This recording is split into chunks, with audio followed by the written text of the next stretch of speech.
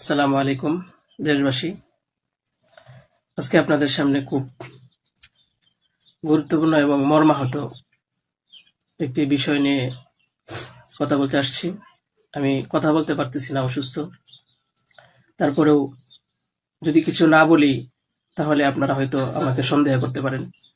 তাই আমি আমার কিছু কথা আপনাদের সাথে শেয়ার করার প্রয়োজন মনে করলাম। তো বিষয়টা হচ্ছে যে আপনারা দেখতে পাচ্ছেন যে সামাজিক যোগাযোগ মাধ্যমে আমাকে নিয়ে একটা বিষয় ভাইরাল হয়েছে। বিভিন্ন পত্র-পত্রিকায় সেগুলো হয়তো প্রচার হচ্ছে। তো আমি আপনাদের বলবো যে এই বিষয়টার সাথে, যে বিষয়টা মেঘলা নামক একটা মেয়ে এবং আমার ছবি দিয়ে যে একটা অপপ্রচার করা হচ্ছে, অপবাদ রটানো হচ্ছে, এটার সাথে আমি কোনোভাবেই সম্পৃক্ত না। আমি এটার বিষয়ে কিছুই জানি না।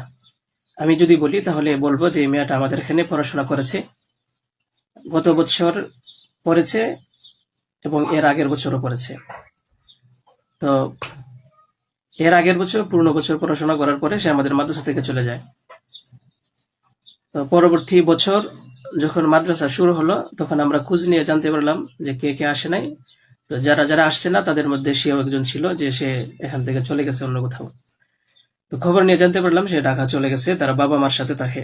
বাবা মা সৎ বাবা, এবং মা অন্য কোথাও আগে বিয়ে বসছিল।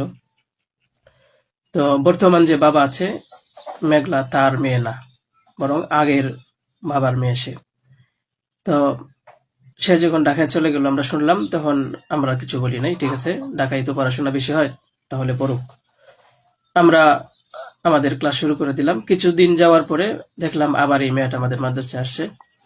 তো আসার পরে জিজ্ঞাসা করা হলো যে কেন, কি অবস্থা, কোথা থেকে আসছো? সে বললো যে ঢাকায় চলে গেছিলাম, এখন নানা ভাই জোর করে নিয়ে আসছে আমারে।